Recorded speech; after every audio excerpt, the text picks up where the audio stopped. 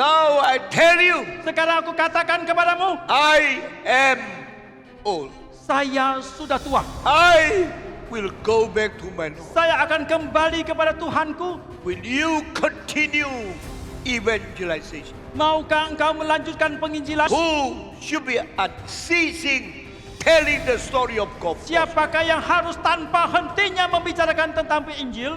Holy Spirit come down on you. Ketika Roh Kudus turun ke atas You dirimu, will get the power, engkau akan mendapatkan kuasa, power, kuasa, power kuasa to preach the gospel. untuk mengabarkan Injil. This is where I love to come because I find my own heart inspired to be more committed to gospel evangelism whenever I come here because of the vision that Stephen Tong and the entire church has to reach the world for Christ. So you can see with the crowd that's behind me, there's a lot of energy, and that energy comes because we share in the gospel hope that Jesus came to reach people from every kindred, tongue, tribe, and nation. It's really a privilege for me to be here all the way from America. It took a long time to get here, but it's exciting because as you can hear and as you can see, there's a lot of excitement in the air, largely because what we're talking about is literally about life and death. And if you think about what we're talking about the gospel of Jesus Christ, giving life to those who are dead. What can be more important? What can be more exciting? Or what can be more sobering than this topic? And so it's really exciting to be here, to be with Dr. Tong and other speakers who are talking about the importance of missions, evangelism, of witnessing to the world the beauty and the truth of Jesus Christ.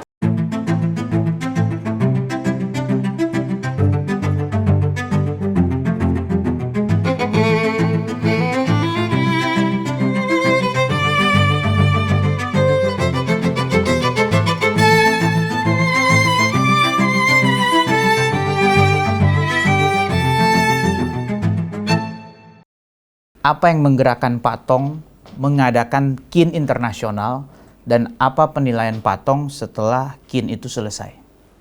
Saya dari muda sangat mementingkan penginjilan. Dan saya di dalam khotbah selalu mendorong dan memanggil orang untuk menjadi pekabar Injil. Ini beban dan ini fokus pelayanan yang tak pernah saya tinggalkan selama 68 tahun.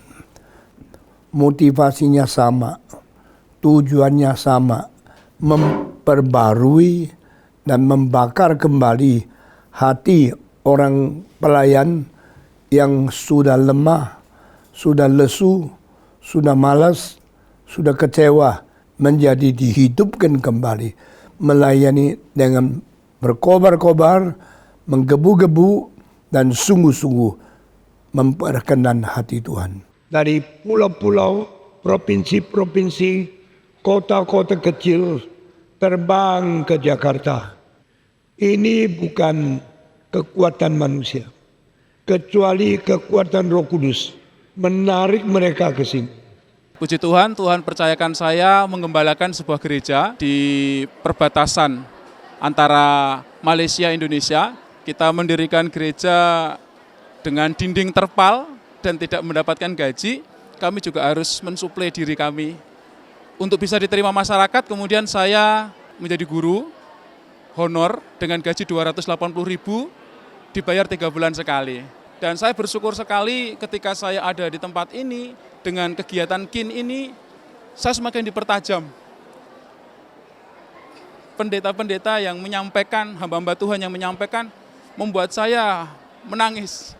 Ternyata saya belum apa-apa dalam memberitakan Injil, karena saya punya hutang yang sejujurnya saya belum maksimal. Tadi sempat saya tersentuh dan ketika mendengar itu, saya harus tertunduk dan menangis. Saya berapa kali mengusap air mata saya karena seakan-akan saya ditunjuk-tunjuk. Kamu belum maksimal melakukan itu. Saya melayani sehari-hari di Sekolah Tinggi Teologi Moriah. Bersyukur kepada Tuhan karena saya boleh kembali menikmati khotbah Dr. Stephen Tong. Saya pertama kali mengenal dia itu sewaktu KKR Perkantas pada tahun 1982 di Granada. Dan saya disitulah menyerahkan diri kepada Tuhan. Dan sejak itu saya menjadi muridnya waktu saya kuliah di Sekolah Tinggi Teologi Reform Indonesia. Dan dia tetap konsisten dan bukan hanya dalam teologi, tapi dia juga menjaga integritas hidupnya, sehingga dia banyak melahirkan orang-orang yang sungguh-sungguh akhirnya mencintai Tuhan dan mendukung gerakan reform. Tuhan memberikan jabatan, ada 3 jabatan. Dan saya sebelum datang ke sini berpikir bahwa sudahlah, usia saya sudah hampir 60, saya sudah tidak mau melayani sampai pensiun. Tetapi 1-2 hari ini saya sangat diberkati Tuhan. Bahwa Stephen Tong yang sampai masa tuanya pun melayani. Siapakah saya? Saya baru umur 60 tahun. Dan karena itu saya berkomitmen untuk akan melayani sampai akhir hidup saya. Saya memiliki jemaat satu pusat dengan 12 cabang, berarti 12 gereja. Ada di kampung, daerah pedesaan. Dan kami harus jalan kaki, ada yang 30 kilo menuju ke gereja cabang. Dalam mengikuti akan kegiatan ini, ada banyak berkat dan tambah semangat lagi untuk kami dapat melayani dan dalam penginjilan. Saya buka gereja, mulai merintis dari nol. Mulai dari 3 rumah tangga. Dan sekarang puji Tuhan sudah mencapai 100 jiwa.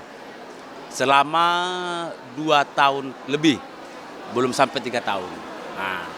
Dan itu saya lakukan penginjilan ke rumah-rumah, memberitakan firman Tuhan. Selama khotbah di sini banyak sekali kesan. Tidak bisa dilupakan adalah dalam sisi penginjilan itu dimulai dalam tangisan. Tangisan. Jadi ketika kita mau menginjili, maka kita harus modal kita itu tangisan. Berdoa dulu, mempersiapkan atau senjata kita itu dalam doa tangisan, ya kan? Karena saya melakukan itu dulu kurang. Saya hanya berdoa, berkati itu aja. Saya ke sana, rupanya kurang itu modal. Rupanya harus mulai dari lutut dan tangisan. Saya pelayanan sebagai pendeta sudah hampir 12 tahun di desa itu. Waktu itu saya tersentuh dengan waktu KKR-nya Stephen Tong, waktu penutupan KIN 2014. Waktu itu Pak Pendeta bilang begini, saya hanya ingat sepotong saja. Pak Pendeta bilang begini, di luar Kristus itu tidak ada keselamatan. Ini di lapangan yang besar, yang terbuka dengan sound yang luar biasa. Lalu Kristen itu sebagai minoritas, dia mampu dengan berani omong seperti itu. Saya rasa pulang itu bagaimana? Ini kita NTT mayoritas, tapi kita terlalu banyak berkompromi, bahkan toleransi yang kebablasan. Saya pikir saya merubah cara penginjilan saya. Yang saya paling ingat adalah not retired but revire. Tidak ada pensiun untuk dalam pekerjaan pelayan Tuhan. Harus terus terbakar sampai kapanpun. Seperti yang saya baru dengar tadi bahwa peperangan kita itu tidaklah dimulai terlebih dahulu di lapangan. Tapi sebenarnya itu dimulai dari bagaimana kita di ruang-ruang doa, ruang-ruang kecil kita, ruang-ruang gelap, yaitu adalah ruang doa.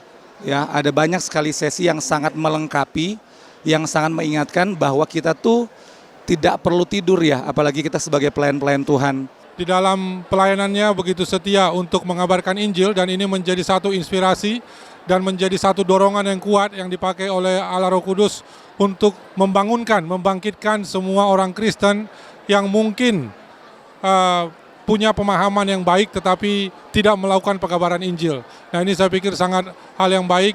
Kiranya biarlah semua 4.000 orang yang hadir di saat ini boleh punya komitmen dan dibangkitkan oleh Allah Roh Kudus untuk boleh mengabarkan Injil bagi semua orang. Ketika ada kesempatan ini datang, saya juga bersyukur karena akhirnya saya mengisi kesempatan ini untuk harus ikut. Jadi meskipun banyak ada kesibukan, saya tunda semua untuk harus tekadkan diri untuk harus datang ke Jakarta ikut kegiatan konven ini.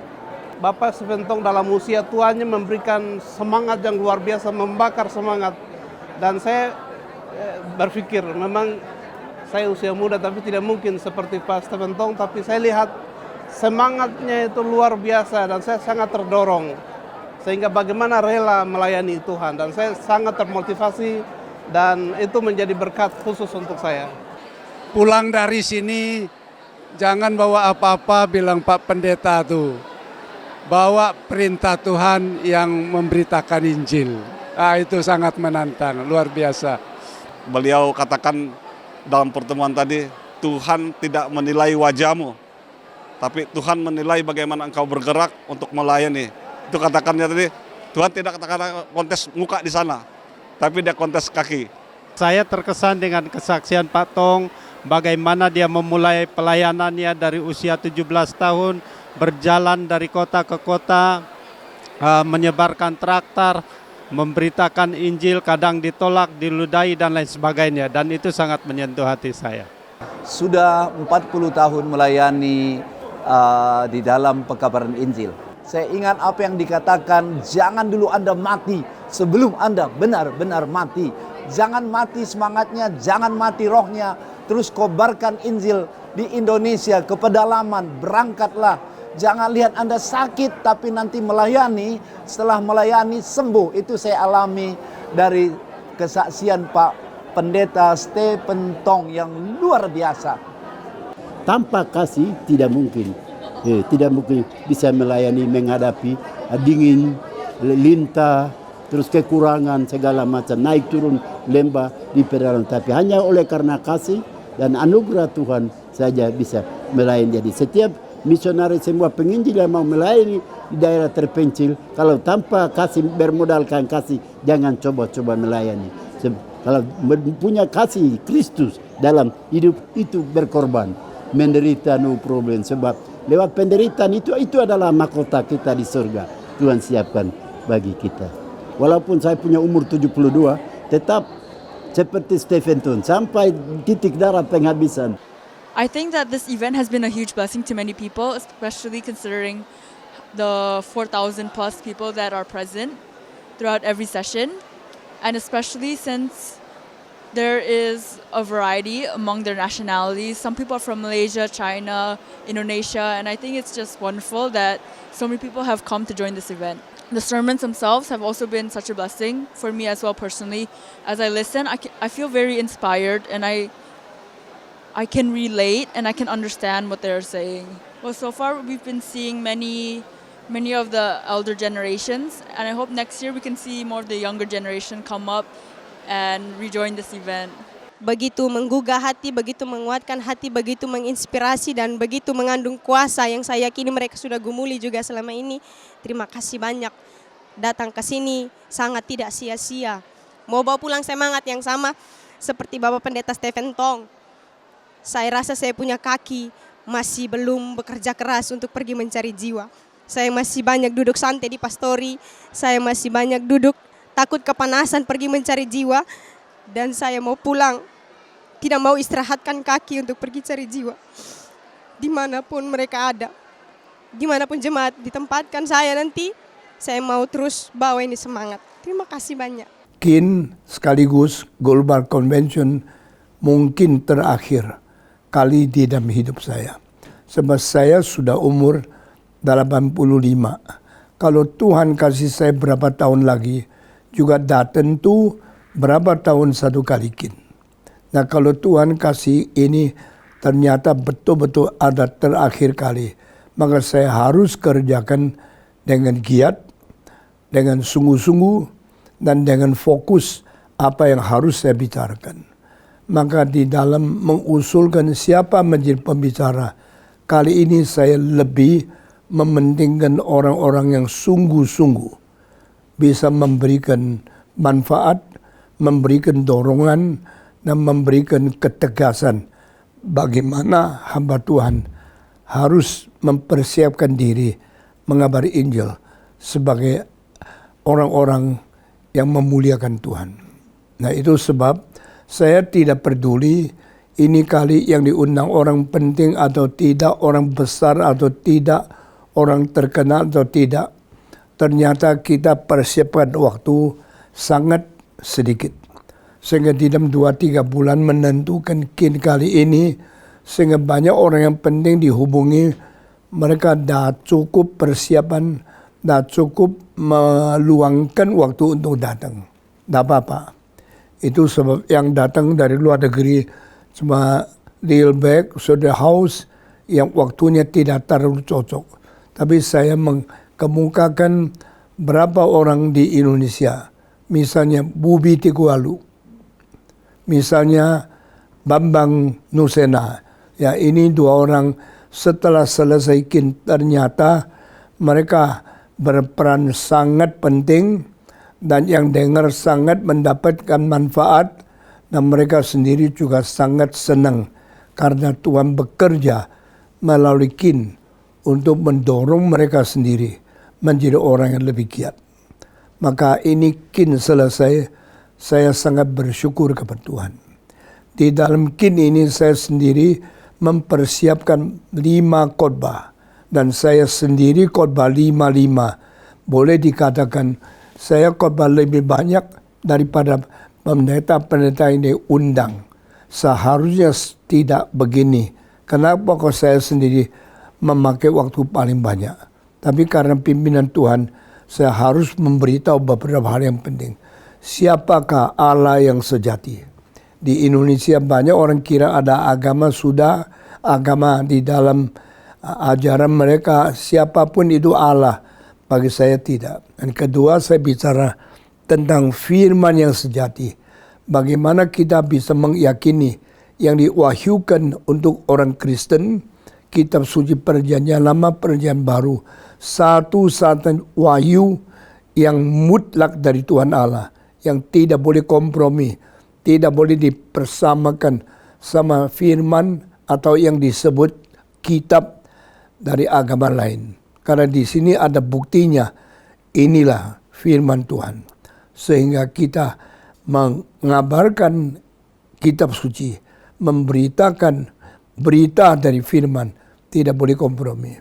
Ketiga, saya bicara tentang bagaimana mengetahui ada seorang yang menjadi pengantara di tengah-tengah Allah dan manusia.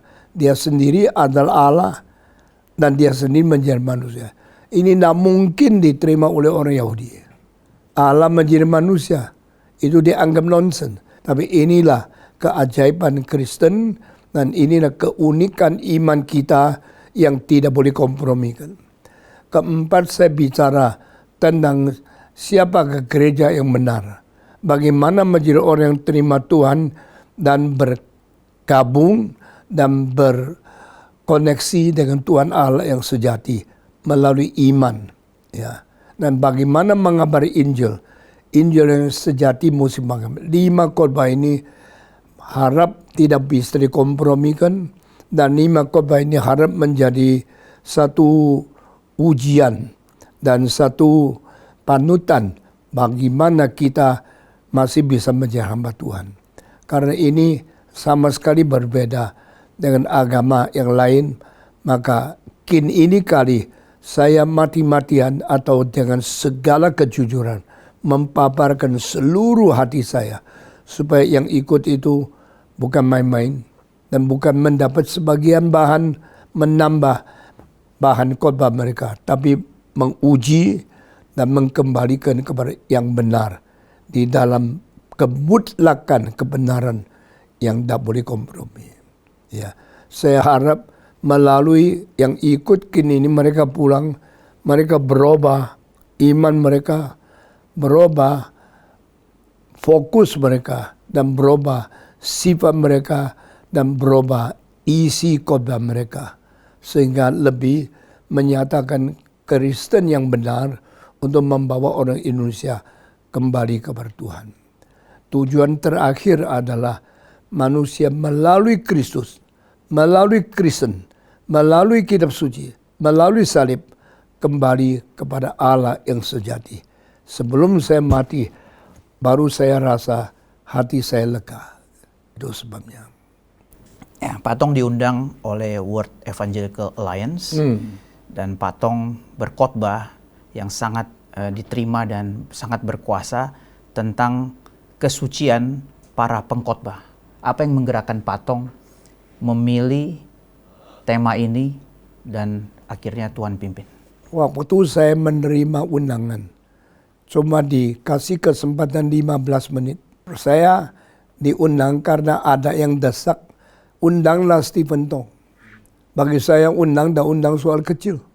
Yang penting adalah kalau Tuhan suruh saya pergi, saya mesti berani memberitakan yang betul-betul dari Tuhan. Maka saya pikir kalau cuma 15 menit, yang harus dikabarkan itu apa? Saya catat 7 poin. Dan karena waktu tidak cukup, sampai 2 poin saya berhenti. Poin pertama bertobat. Poin kedua hidup suci. 30분을 연달았습니다. know how to preach in 15 minutes. 그래서 15분 만에 어떻게 설교하는지를 도대체 모르겠습니다. I still say yes, I will come. 그러나 이 초청에 제가 예수와 아멘으로 화답을 했습니다. You know why? 왜 그런지 아십니까? Because I know there is a message from God to preach to you. 왜냐하면 이번 이 시간이 하나님께서 저에게 허락하신 하나님의 시간인 걸 믿기 때문입니다. I should present the message to you. 그렇기 때문에 오늘 하나님의 복음을 전하겠습니다. They live in adultery. 정말로 음행을 범하고 있고 They always say something deceptive to people. 거짓말만 하고 Their mind is for money. 정말로 돈만 사랑하고 They call they have Holy Spirit. 그리고 그들은 말합니다. 나에게 성령이 내주하고 있다고. That is nonsense. 말도 안 되는 일입니다. That is hypocrite. 말도 안 되는 위선입니다. Cheating. 거짓입니다. That is not true. 그 절대 결단코 진리가 아닙니다. Only true God say only the truth.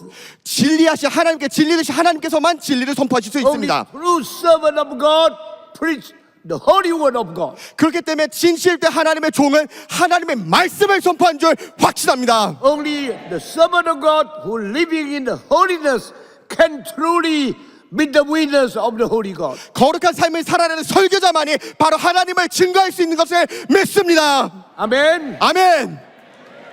아멘. 아멘. Only one purpose. 정말 한 목적입니다. Only one target. 한 명의 타겟입니다. Only one object. 정말 한 사명입니다. God, I come only to please you. 하나님 아버지 나의 인생을 다 드려서 주님을 기쁘시게 하는 삶을 살길 원합니다. I come only to obey you. 하나님 말에 순종하길 원합니다. Do not cheat yourself. 여러분 스스로 속이지 마십시오. Do not cheat others. 여러분 다른 사람도 속이지 마십시오. I want to be purified. 주님 나 정말 거룩한 사람 되길 원합니다. Anybody in the meeting right now? 오늘 계신 모든 분들 You say God, I want to be holy. 이렇게 고백하시기 바랍니다. 주님 거룩해 하여 주시옵소서. Please cleanse me. 주님 정결케 하여 주시옵소서. Please purify me. 저를 거룩해 하여 주시옵소서. Your spirit. 예, 주님의 능력으로 By the blood of Jesus. 주님의 보혈로 Cleanse my heart, Lord. 정결케 하여 주시옵소서. Setelah selesai hidup suci, saya sudah pakai waktu 37 menit. Jauh melampaui apa yang mereka tetapkan. Tetapi waktu saya selesai, ada orang bilang, sebenarnya mereka sudah memperpanjang. Saya boleh khotbah 40 menit. Dan saya buang 3 menit, bukan karena sengaja buang. Tapi saya rasa mungkin saya sudah lewat waktu. Dan boleh dikatakan di dalam waktu yang sangat terbatas, saya sudah memegang kesempatan yang sedikit itu untuk mencapai semaksimal berita dari Tuhan disampaikan kepada mereka. Akhirnya sebagai berapa kali fakta, saya setiap kali khotbah di Korea Selatan, ada gejala yang tidak pernah ada di lain tempat. Waktu saya ajak respons mereka di lain tempat 80%, 50%, 70%, 40%, saya tidak peduli. Di KIN kira-kira 40%. Tapi di Korea Selatan, setiap kali saya khotbah, saya sudah khotbah 6 kali di Korea Selatan. Setiap kali undang mereka berespon 100% berdiri. You want to be holy? 여러분 정말 거룩하길 원하신다면, want to be purified by the blood of Jesus? 정말 정결한 마음을 원하신다면 보혈로 인하여 Now, 지금 이 시간 you stand up. 일어나시길 바랍니다. 거룩한 삶을 살기로 결단하신 모든 분들 일어나시길 바랍니다. Cleansed by God. 정말로 주님의 보혈로 거룩하게 하시길 원하는 분들 일어나시길 바랍니다. 하나님을 찬양합니다. 하나님을 찬양합니다. Almost everybody here want to be cleansed by God. 여기 계신 모든 분들 주님의 보혈로 정결케 되길 원하셨습니다. May God continue to work in your heart. 하나님께서 여러분 삶에서 역사하시길 축복합니다. After I end my sermon, 제가 설교를 마치고 난 후 Holy Spirit work in you always unto the end of the world. 정말로 이 세상 끝날까지 성령께서 여러분 가운데 역사하시길 축복합니다. Ini membuktikan betul-betul mereka sudah mendengarkan apa yang dari Tuhan. Betul-betul saya sudah mendapatkan berita yang paling cocok untuk mereka. Sehingga reaksi begitu full, 100%. Hampir tidak pernah lihat di dalam pelayanan saya 68 tahun, orang dengar khotbah 100% reaksi saya mau suci, saya mau bertobat, saya mau menyerahkan diri. Ini semua adalah pimpinan Tuhan. Sehingga waktu saya pulang, saya penuh dengan sukacita. Meskipun cuma berapa kali khotbah, tapi dalam mencapai apa yang Tuhan perintahkan dan telah memberikan apa yang mereka betul-betul membutuhkan. Saya tidak tahu ada berapa kesempatan berkhotbah di dalam kebaktian begitu penting. Itu World Evangelical Association, itu saya kira terbesar untuk Global Convention. Dan kali ini mereka undang saya karena mereka pakai tempat Sarang Church. Sarang Church pendetanya sangat senang saya punya pelayanan. Maka dia usul harus saya khotbah. Akhirnya waktu tidak cukup, tapi karena tidak cukup, bikin saya berdoa Tuhan kasih berita yang paling cocok. Kenapa berita tentang kesucian? Sekarang saya menjawab. Karena banyak evangelical main-main sama Tuhan. Mereka secara lahiriah kelihatan cinta Injil. Tapi banyak orang yang kabarkan Injil, hidupnya tidak suci. Sehingga skandal terjadi di barat, di timur, di utara, di selatan, di negara Kristen khususnya. Sehingga perzinahan menjadi sesuatu hal yang bersama-sama edar seperti penginjilan. Penginjilan dikabarkan, skandal juga diberitahu di sini sana. Sehingga orang dunia yang betul-betul menanti dan menghargai firman Tuhan dan hamba Tuhan yang sejati sudah kecewa. Saya kira ini adalah satu hal yang saya sendiri hati-hati harus hidup suci, sehingga apa yang saya khotbahkan bukan satu gong yang berbunyi atau satu teori yang menipu, tapi saya sendiri hidup suci semutlak mungkin, sehingga kalimat khotbah saya boleh dipakai Tuhan semaksimal mungkin. Itu sebabnya. Terima kasih, puji Tuhan. Puji Tuhan. Ya. Terima kasih Pak Tong.